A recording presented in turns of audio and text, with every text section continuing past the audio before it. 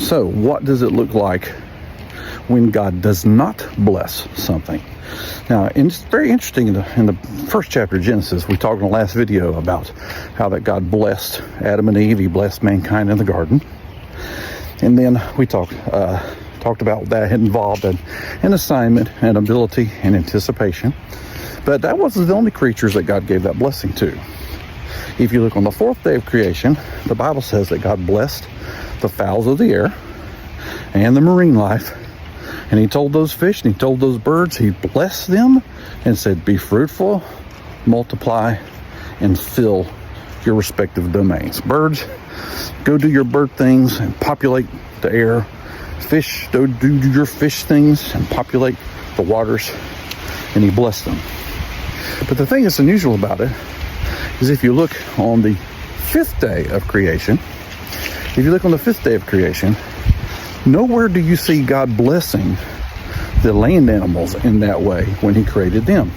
The Bible just kind of says he made them and said, reproduce after your kind.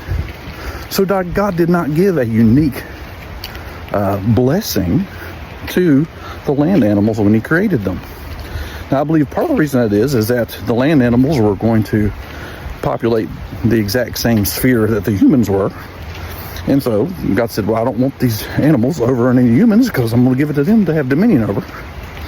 So God did not bless the animals in the same way that he blessed mankind or the fish or the birds. So what does that mean? God gave them an ability. We talked about that before. An assignment. Their assignment was that they needed to reproduce. God gave them an ability. They obviously had the ability to reproduce. But God did not give them the anticipation that he was just going to let them go with no limitations, with no governors on the engine, like I said in the last one. And that's kind of what it looks like when God does not bless something. That basically means that God gives you an assignment and he gives you an ability, but he does not give you the anticipation that it's going to be something he's just going to allow you just to go and do. So that's what it looks like when God doesn't bless. It just simply means that he's not giving you the anticipation. He's put some limitations.